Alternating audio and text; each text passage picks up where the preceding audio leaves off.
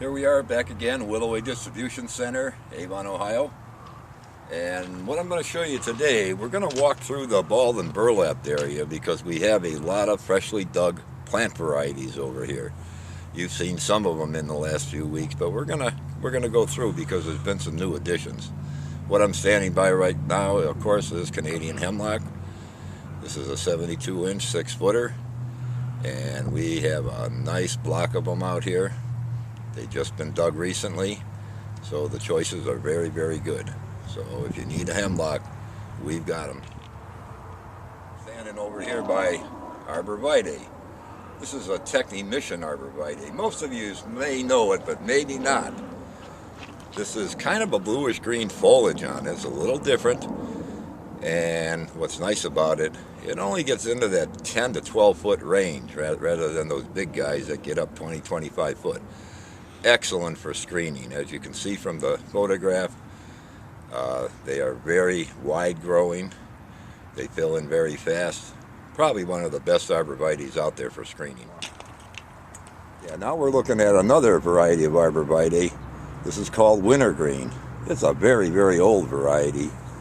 It can get big. This is one that will get into that 15, 20 foot range easily. Major characteristic of it is in the winter, it keeps a dark green foliage. Unlike, say, Niagara, which does that little winter fade on you, this one stays very, very nice green in the winter. Yeah, what you're looking at right now is a brand new, fresh dug grouping of Norway spruce. In my estimation, Norway spruce is beyond a doubt one of the best that was ever invented. It does grow fast. It can get big. In our area here, you can figure maybe anywhere from 40 to 60 foot. But under ideal growing conditions, they can get up 100 foot. But they're just, this is a sheared form, of course. But as they start maturing, they get into that 15 to 20 mark. The branches actually cascade. That's its best look. Just a great plant, not subject to a whole lot of disease problems, nor insect problems. Some, of course, but nothing bad. Just a great plant. Yeah, what I'm showing you right now is serviceberry, amelanchier, Juneberry they call it, a lot of names. This variety is Lamarcki. It is a very, very beautiful growing plant. It's a small tree, or you can let it grow as a shrub. But white flower in the spring, red berries in June. But boy, I'll tell you, these are gorgeous. Got a nice batch of them. And it's something that you work into more of a natural landscape. It's a very hardy plant. Not a whole lot of problems with it. Something to think about when you do a design in a natural type setting. Great plant. This is a just received item. Of course, they are white pine. These are running 6 foot in height, a little bit better. And you all know white pine. It's a great plant, makes a good windscreen, needs a lot of room, is fast growing. It's an old standby, and basically all of you do use it. I did myself quite a bit when I was doing it. So we have some beauties right now left for the rest of the season. We have this grouping. This is Wichita junipers, 6 foot size. Just a nice batch of plants. Unfortunately, they've been going extremely fast, but we probably got, I don't know, 6, 8 left. Probably some of the best Wichitas I've seen in a long time, and it's very difficult right now to find Wichita juniper with size on it. So there's a good handful left, and they're all running pretty nice. Yeah, what you're looking at right now is blue spruce in a weeping form. If you're looking for that certain specimen, for that certain spot, consider something like this. They're rather slow growing. They are controllable as far as the height is concerned. If you continue to stake them up higher than you see them now, they will grow taller. But when they bypass the stake, they'll start weeping down.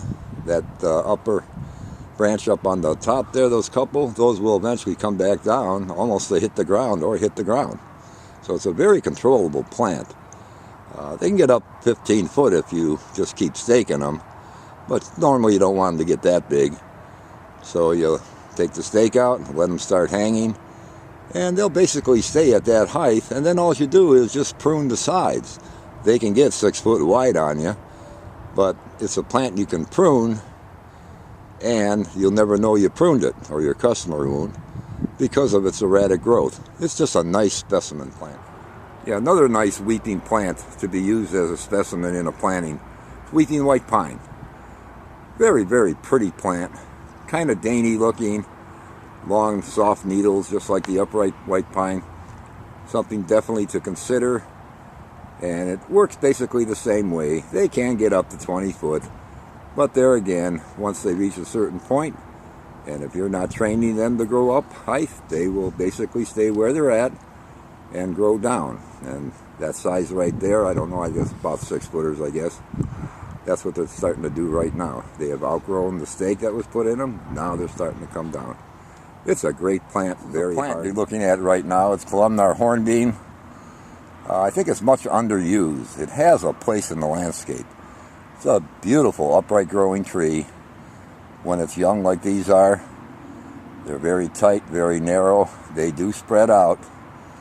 They can get up in that 25, 30 foot range, and probably ultimately with a 15 foot spread, 12 to 15 foot spread.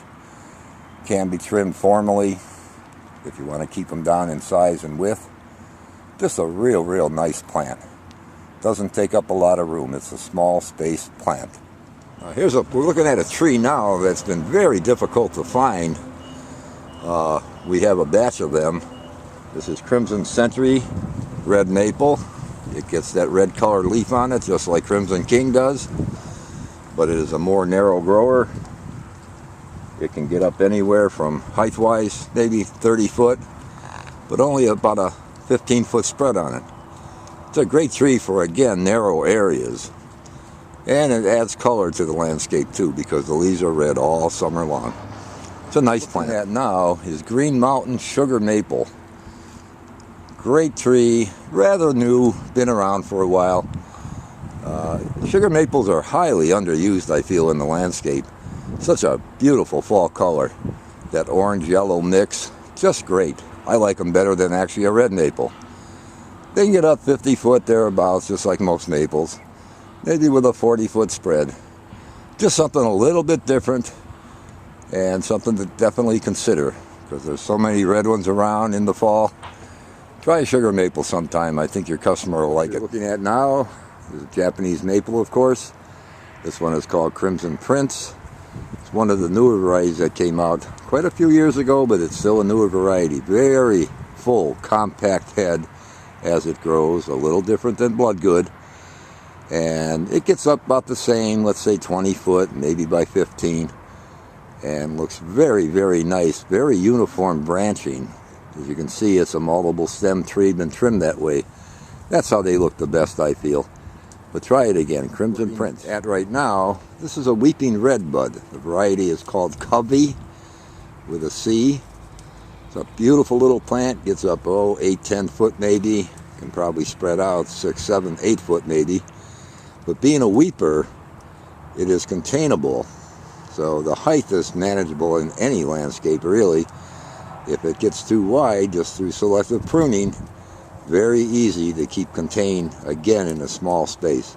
Pretty little plant, gets that lavender pink flower very early in the spring, one of the first trees that do bloom.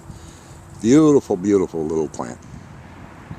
Dragon Lady Holly is the pyramidal form, similar to American holly. Just a nice plant. These are rated as 7 to 8 foot plants, and it's a tough one.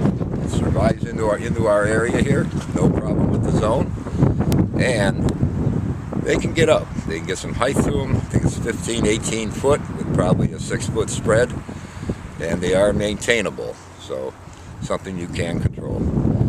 So this is the last we're going to show you today. Hope to see you next week. Weather permitting, we'll be here.